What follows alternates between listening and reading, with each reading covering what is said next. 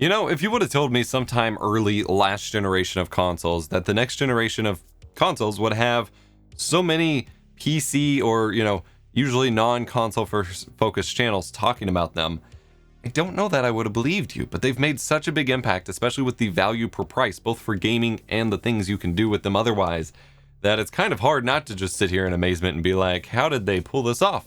So, they're both around the same price for the main consoles. You got the PlayStation 5 and the Xbox Series X for $500, although you also have the wild card, the Xbox Series S, available for $300. Pretty great value there. Let's review both of these consoles. Let's pit the PlayStation 5 versus the Xbox Series consoles head to head from the context of gaming, streaming, and capture, as well as capturing via external options, and see which is the right choice for you. And you might think this video is leaning one way, and then we lean the complete opposite direction. So this is the Stream Professor's review of the current generation Xbox and PlayStation game consoles, right after this.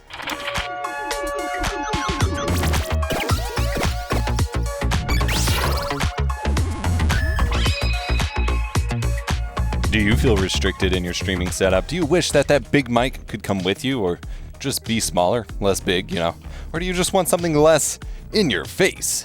Well, we'll throw the Mod Mic Wireless into your setup and experience streaming freedom like never before. Use it while you're walking, use it while you're talking, use it while in the world of VR, use it while you're on the toilet during your BRB scene, use it while building a PC. You're not tethered anymore. The Mod Mic Wireless, streaming freedom. Before we get into the review, I wanted to give the hugest shout out to CornbreadTTV over on Twitch and Twitter, who was crazy enough to send me their launch edition Xbox Series X when my pre-order decided it wasn't going to show up.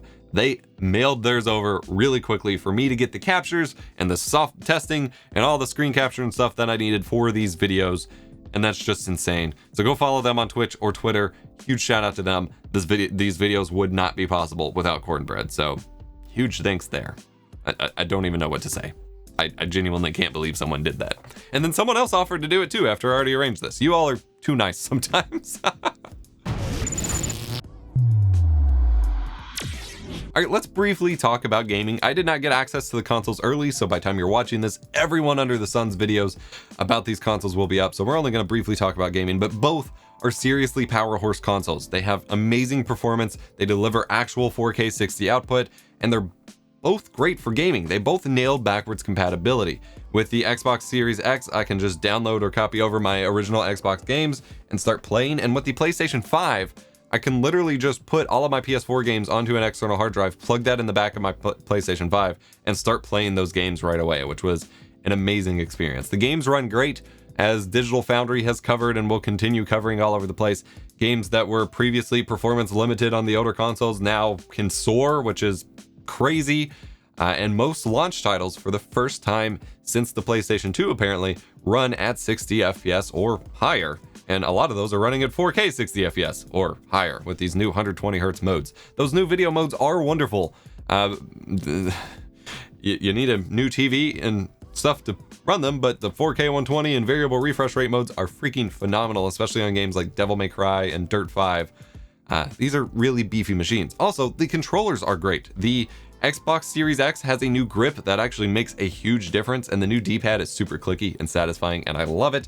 But the PlayStation 5 DualSense controller has that super premium Wii Pro controller feel, where the buttons are softer sounding, but they're still very satisfying to press, and DualSense itself is amazeballs, even on PS4 games. So I would imagine that Xbox is going to clone it within a couple years as well. It's great seeing my Xbox One X titles running fully unleashed on the Xbox Series X. Halo 5 is brilliant here, and this fixed some of the heavy aim issues on Halo 5 as well.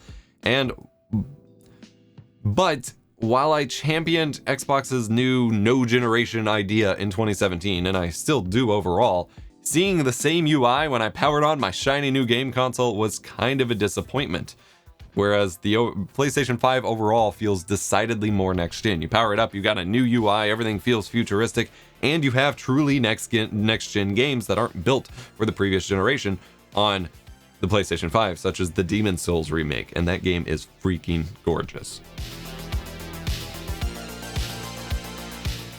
right, that's gaming out of the way. It's great. You know, it's great. Everyone's already talked about it. Let's talk about streaming. Specifically, we're going to start with streaming from and capture from within the systems themselves. Both systems support recording and streaming gameplay footage on the console, so you don't need a PC, a capture card, any of that if you just want to stream and record your gameplay, which is pretty cool.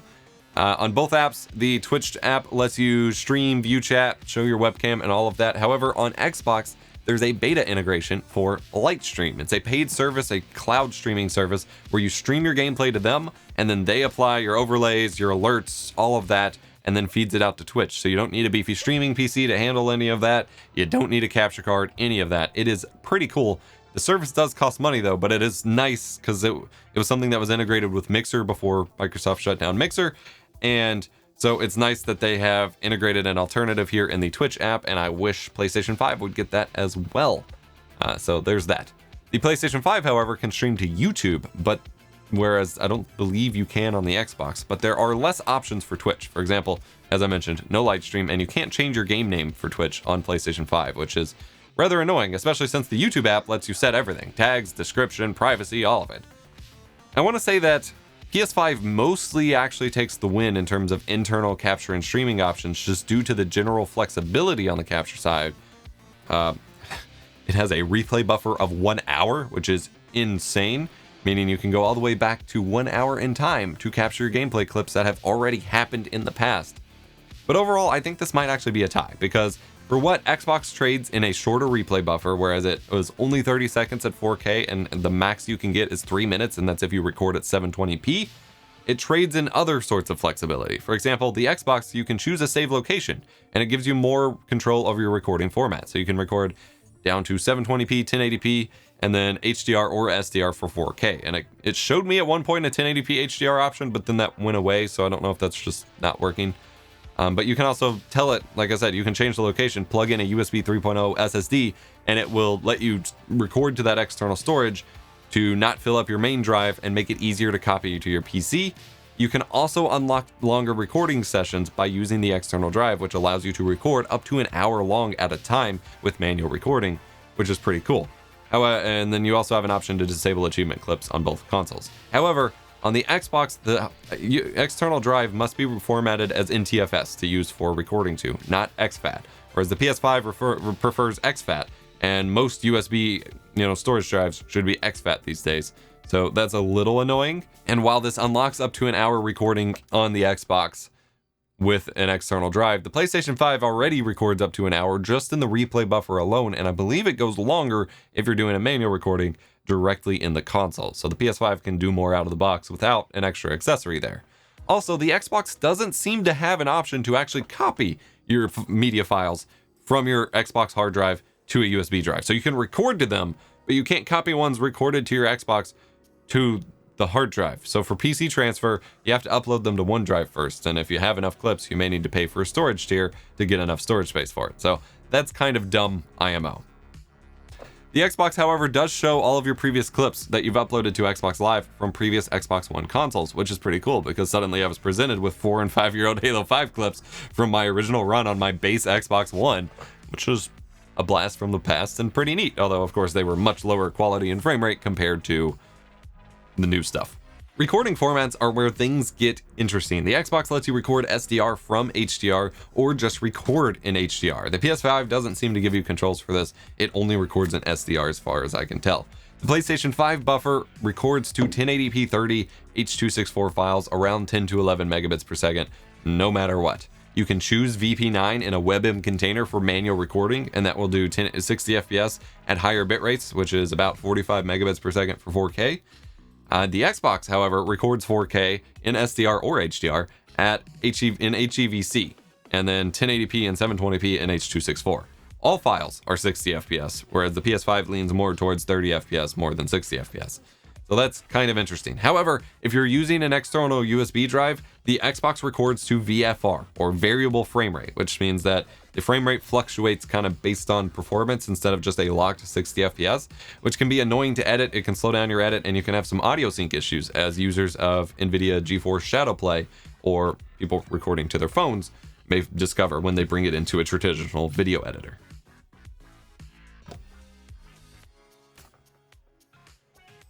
This is weird because the PlayStation 5 records to a locked 60 FPS, but it does only record internally, and the internal Xbox recordings also seem to stay locked at a locked 60 FPS constant frame rate instead of variable frame rate. And this is despite the fact that my USB drive is an SSD that is more than capable of handling the recordings from the Xbox locked on an FPS. It's just like, I guess when you tell it to record to an external drive, it just automatically enables a variable frame rate mode. Overall though, HEVC is a better choice for 4K recordings on the Xbox. It's more compatible with video editors and generally easy, more easy to manage.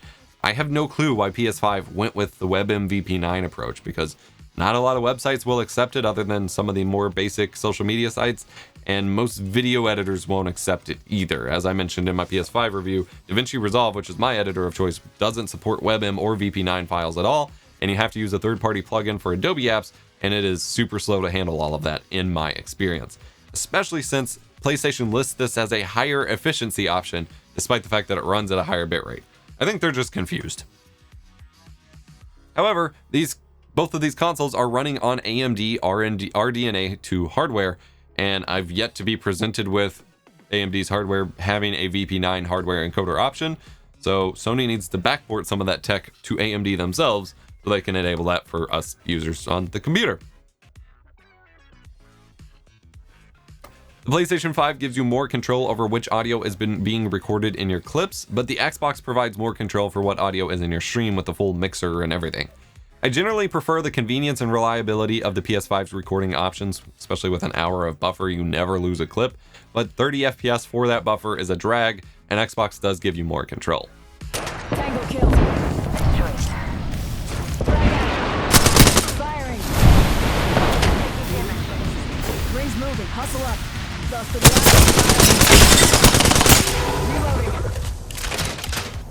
Lastly, let's talk about streaming these consoles from external options using capture cards and things like that. Both systems can output 4K 60, 4K 120Hz, and 1080p 60 and 120Hz in HDR and SDR. However, the Xbox consoles also support outputting 1440p 60 and 120Hz as well, which is useful if you're playing on a 1440p monitor due to LCD monitors having poor scalers. If you play 1080p on a 1440p monitor, you will have blurry and more laggy output compared to a native 1440p, and it's just cheaper to get a 1440p monitor than a 4K one anyway. So it's kind of disappointing that the PS5 doesn't output 1440p, although the Japanese reps have stated that they may add it if there's enough demand, so I would just request that everyone with a 1440p monitor start demanding it, I guess, if that's what you want. Immediately, however, this poises Xbox as a higher, a better value option for capture, streaming, and even playing, in that you can get the $300 Xbox Series S, which is, a system that's not running things at 4K the same way the Xbox Series X is. It's more running at 1080p and 1440p, and pair that with a 1440p 120Hz monitor, and then use a capture card for that, and you have a greater than 1080p, but also greater than 60Hz smooth gaming experience, and you've got some nice high quality captures that are easy to get because there's good options for it compared to trying to get 120Hz at 4K, which isn't even a thing, because the 4K 120 and the variable refresh rate modes on these consoles are limited to HDMI 2.1 spec, and currently there is no capture card on the market as of November 15th, 2020 that supports either 4K 120 or variable refresh rate. Now, variable refresh rate refers to adaptive sync. So if you've heard G-Sync or FreeSync, it's that, but running over HDMI, and this allows the display to adjust its refresh rate based on the frame rate of your game so that you don't get screen tearing and the overall latency is lower and it feels smoother. This is not something capture card manufacturers have figured out how to work with yet. So if you're looking to play and capture in 4K 120, unfortunately there is quite literally zero options for you at this time. You will have to downgrade to 4K 60 whenever you're capturing. I have, however, covered my entire set of recommendations for capture cards based on different resolution formats, and all of that in a separate video. It will be linked in the video description. Overall, setting up these consoles for capture is mostly the same. Set up your HDMI cable out to your capture card, then pass that through to your display, or use an HDMI splitter to split it to both your capture card and your display. Then you go into your console's video output settings and enable the modes that you want to display. So you want to limit it to 4K 60. Most of the normal modes are fine. However, you will notice on the PlayStation 5, it has an option for some flickering, and you can set it to -2 or -1. This is for 422 and 420 chroma subsampling. Certain AV receivers don't support full 444 RGB pass-through of the signal, and you can only pass through the 420 or 422. And so this option, even though it's labeled really dumb and not given any flavor text to tell you what it's doing, that's what those options on the PlayStation 5 are for. If you are on PlayStation 5, you must go to System, HDMI, and disable HDCP, which is an encryption protocol, in order for your capture card to detect the signal. Then you have to do this before running it to your capture card, probably. The Xbox just gives you freaking checkboxes to change to allow 422 and things like that. You can manually check for HDR, for 120 hertz, all of that. And this is where the setup on the software side gives an edge to the Xbox, in that the Xbox gives you all of the manual options. You can manually enable manually set your display to 1440p. You can manually enable 120 hertz. You can manually enable HDR, 50 hertz, 24 hertz for movies, 422, all of that. It gives you more explicit settings, and even on a per game level, like in when Digital Foundry covered Devil May Cry, you have all those settings in the game. Whereas the PS5, for like game performance settings, you set that on a system level for some reason, and then in the display output settings, you don't get a lot of control. You can change your resolution, but that's pretty much it. It detects what your display supports and just automatically chooses it. So if you have a weird setup where your output supports both 1080p 120 hertz and 4K 60, it will basically lock you to 1080p 120 and not let you play in 4K, which can be a little obnoxious, and I don't see any reason for them not to give you these settings manually somewhere. I'm kind of bummed that they don't. Thankfully, if you're using an actual like PC capture card like the Live Gamer 4K or the 4K 60 Pro Mark II, you can manually change your EDID modes in the capture software to tell it to only detect like 4K 60 versus high refresh rate. So you can kind of work around this, but if you're using something like an Atomos device, you don't really get that control. Speaking about sound, both consoles are basically whisper quiet, so there's no noise issues there for picking up in your microphone. But there are some differences when it comes to capturing audio. So neither console has optical audio out, which is a first. Even the PlayStation 2 and original Xbox in some capacity had optical audio out. PS5 and Xbox Series X both have removed it, which makes it more difficult for routing a secondary audio stream out to your Go XLR, to your mix amp, to your headphones, any of that, and it makes it more annoying to capture. However, the Xbox has an easy fix for that, in that it can output dual audio output. So it can output to the controller and to the HDMI at the same time, which includes party chat. You can choose only to output that to your headphones and just system sound to HDMI, or you can output it to both. So that means you can have more flexibility for routing to your headphones or headsets by having literally two separate audio outs from the system, even if you have to run it to your controller. The PS5, however, disables HDMI audio out when headphones are connected to the controller and does not seem to have an option for this, which is disappointing because one of their systems used to actually have this option. HDMI audio extractors, as I mentioned in my capture card recommendations video, can help with this if you're not using party chat and don't need a microphone running in, because then you can get an optical or 3.5mm audio out signal from your HDMI feed, but it's still a problem overall. So if we're talking for streaming external and we're doing a PS5 versus Xbox Series X or S here, I think the Xbox wins big here, both for the dual audio output and for the 1440p option, providing better value and options for people, as well as the greater software control that you get in terms of video output options. So overall, they're both great systems, and if you're not looking to do party chat, then a lot of the audio issues aren't necessarily a big deal. But I really hope Sony adds 1440p output to the PS5 soon, and I can't believe they never added it to the PS4 Pro. And yeah, I think the Xbox wins overall in terms of better choices and better options, but the PS5 has more of the more next-gen games and experience. So it's really hard to just pick and choose. But here are, the factors at play that may influence which system you go with for your streaming. Both are great. Both give you 120 hertz gaming, which is freaking phenomenal for the value. It's hard to beat that with PC parts, and you'd be happy with either system. But here are the considerations you need to know. I'm EposVox, your stream professor. Hit the like button if you enjoyed. Subscribe for more tech education and stream guides. Go check out all the reference videos in the description below, as well as CornbreadTTV for sending me their Xbox Series X for a couple days.